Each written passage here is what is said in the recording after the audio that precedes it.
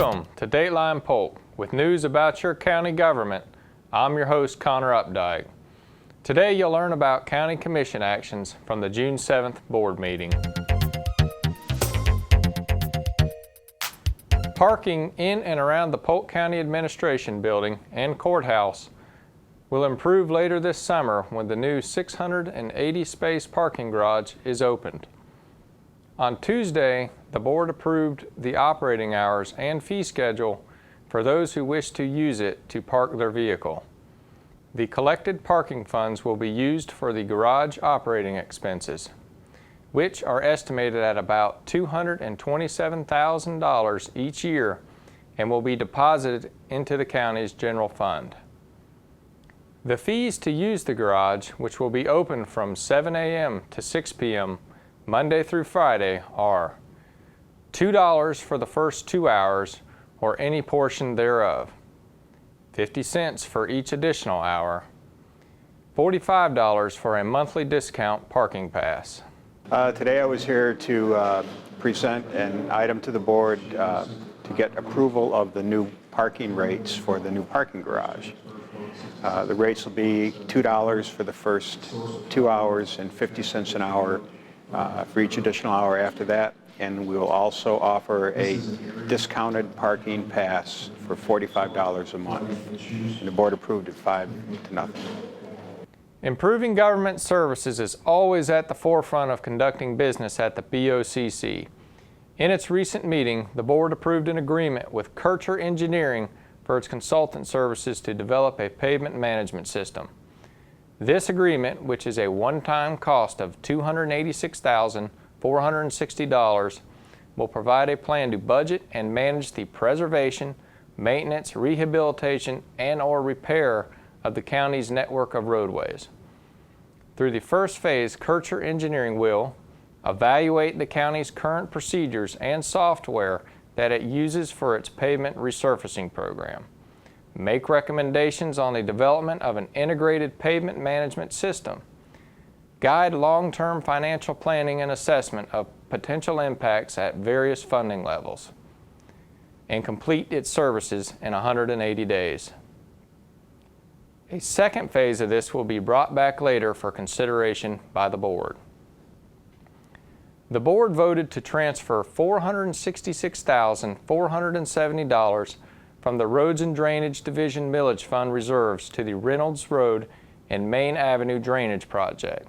This project will help improve water drainage in the area, which has a history of flooding issues. The board also approved a 5-year certificate of public convenience and necessity, COP-CN, with Reliable Medical Response, LLC.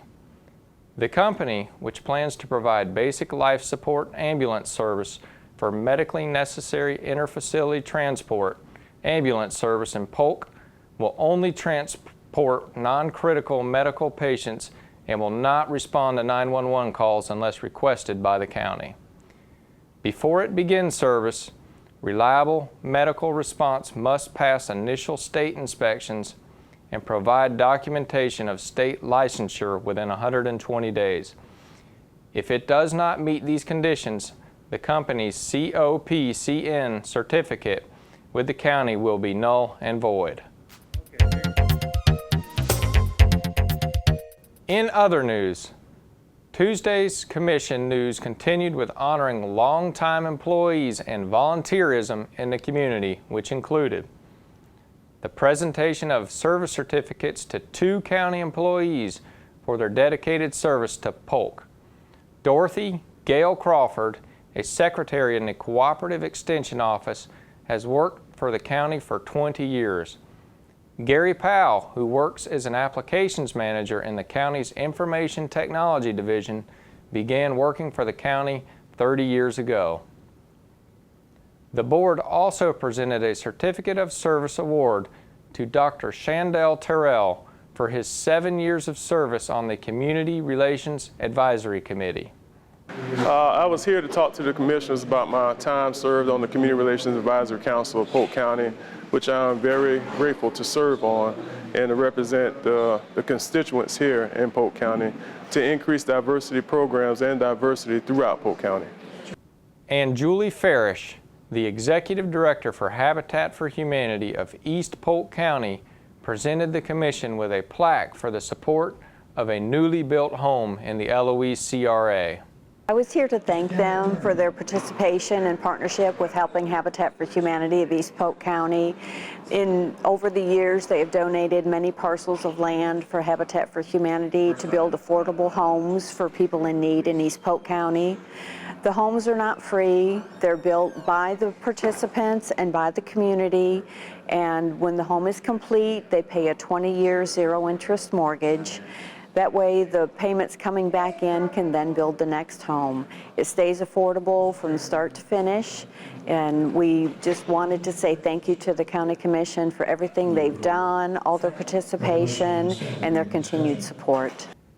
The board approved the release of warranty surety for $26,592.86 in the form of an irrevocable letter of credit for Sundance Place Phase 1.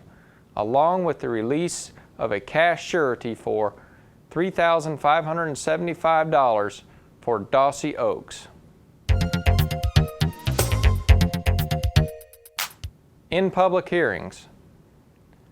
During the first public hearing, the board took no action on amending the Land Development Code to allow a change in hours for outdoor loading and unloading in the Northridge Selected Area Plan in Northeast Polk. If eventually approved on its second reading, the loading hours will change slightly to 6 a.m. to 9 p.m. A hearing to consider a large-scale comprehensive plan map amendment to change the future land use designation for Westgate Resorts was continued by the board to the July 19th public hearing meeting. The board approved the transmittal of a large-scale comprehensive plan text amendment for the Northridge Selected Area Plan for the Victor Posner City Center.